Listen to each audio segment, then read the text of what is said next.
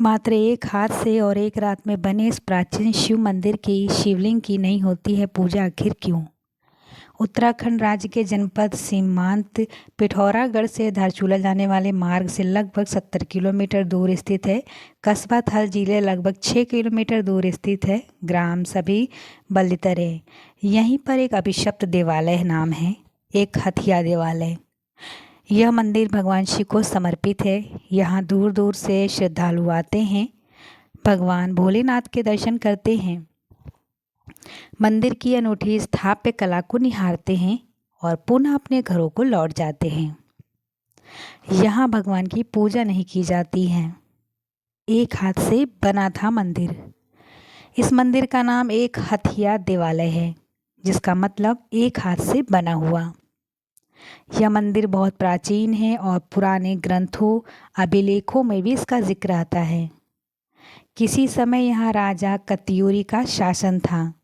उस दौरान के शासकों को स्थापत्य कला से बहुत लगाव था। यहाँ की वे इस मामले से दूसरों से प्रतिस्पर्धा भी करते थे। लोगों का मानना है कि एक बार यहाँ किसी कुशल कारीगर ने मंदिर निर्माण करना चाहा। वह काम में जुट गया। कारीगर की एक और ख़ास बात थी कि उसने एक हाथ से मंदिर का निर्माण शुरू किया और पूरी रात में मंदिर बना भी दिया। अद्भुत स्थापत्य कला। मंदिर की स्थापत्य कला नागर और लैटिन शैली की है। चट्टानों को तराश कर बनाया गया है। यह पूर्ण मंदिर है। चट्टानों को काट कर ही शिवलिंग बनाया गया है।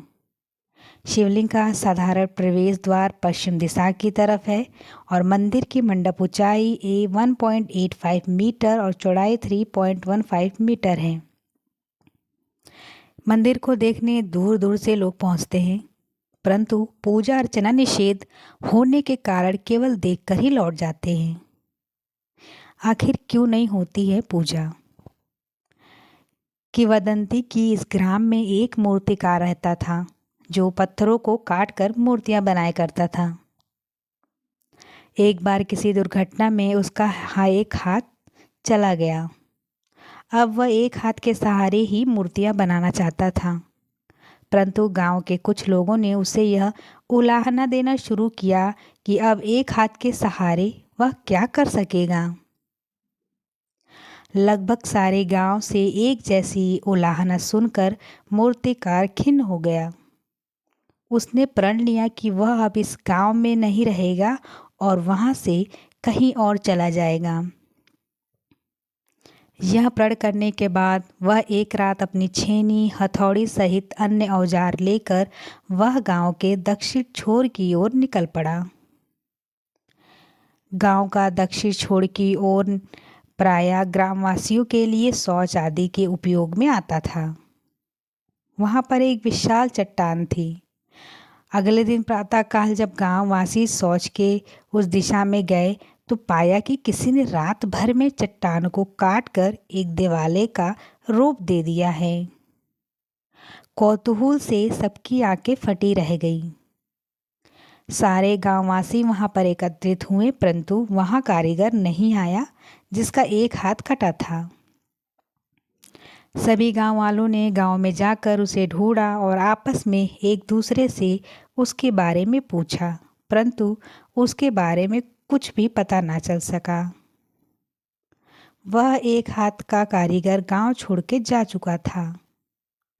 जब स्थानीय पंडितों ने उस देवालय के अंदर उकेरी गई भगवान शंकर की लिंग और मूर्ति को देखा तो पता चला कि रात्रि में शीघ्रता से बनाए जाने के कारण शिवलिंग का अर्घा विपरीत दिशा में बनाया गया है, जिसकी पूजा फलदायक नहीं होगी, बल्कि दोषपूर्ण मूर्ति का पूजन अनिष्ट टाकर भी हो सकता है।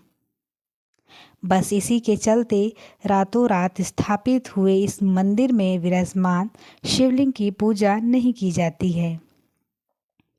पास में बने जल सरोवर में, जिसे स्थानीय भाषा में नौला कहा जाता है, मुंडन आदि संस्कार के समय बच्चों को स्नान किया जाता है। एक अन्य कहानी। इस कथा के अलावा एक अन्य ईसवी कहानी प्रचलित है, जिसमें एक अन्य कथा में कहा जाता है कि एक बार एक राजा ने एक कुशल कारीगर का एक हाथ मात्र इसलिए कटवा दिया कि वो कोई दूसरी सुंदर इमारत ना बनवा सके। लेकिन राजा कारीगर के हौसलों को नहीं तोड़ पाया। उस कारीगर ने एक ही रात में एक हाथ से एक शिव मंदिर का निर्माण किया और हमेशा के लिए वो राज्य छोड़कर चला गया। जब जनता को यह बात मालूम हुई तो उसे बहुत दुख हुआ। लोगों ने फैसला किया कि उनके मन में भगवान भोलेनाथ के प्रति श्रद्धा तो पूर्वत रहेगी, लेकिन राजा के इस कृत्य का विरोध जताने के लिए वे मंदिर में पूजन आदि नहीं करेंगे।